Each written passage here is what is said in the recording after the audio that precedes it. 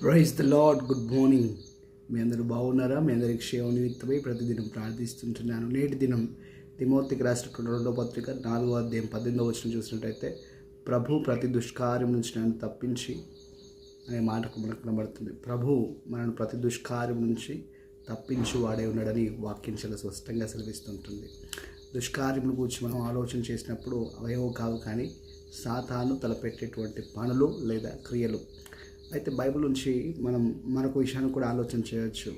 ఆయన కీడును కూడా మేలుకరంగా మార్చేటువంటి దేవుడు. హల్లెలూయా. సాతాను అపవాది అనుకున్నాడు యేసుక్రీస్తు ప్రభువారికి మరణించారు అనుకున్నాడు, కానీ అయితే యేసుక్రీస్తు ప్రభువారు మరి సమాధిని గెలిచారు. హల్లెలూయా.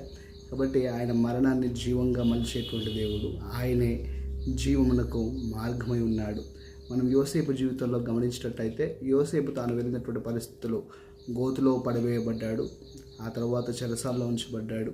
ఈ విధంగా వెళ్తే తన జీవితంలో ప్రతికూలమైనటువంటి పరిస్థితులన్నింటినీ కూడా దేవుడు అనుకూలంగా మార్చాడు. హల్లెలూయా. ప్రతి ప్రతికూలమైన పరిస్థితిని దేవుడు యోసేపునకు దీవెనకరంగా మార్చాడు. కాబట్టి ఈరోజు నీ జీవితంలో నువ్వు ఎదుర్కొంటున్నటువంటి ప్రతి మరణకరమైన పరిస్థితిని ఆయన జీవంగా మార్చదగినటువంటి దేవుడు, మలిచేటువంటి దేవుడు.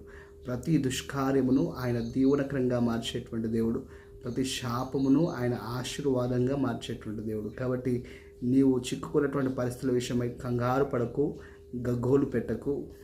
అయితే వాటి విషయమై నిరాశ చెందకు, కానీ వాటి విషయమై ప్రార్థించు. దేవుడు వాటిని నీకు దీవెనకరంగా మార్చి ఆశీర్వాదాయకంగా చేస్తాడు. మంచిది మాటలు దేవుడు దీవించడం కాక.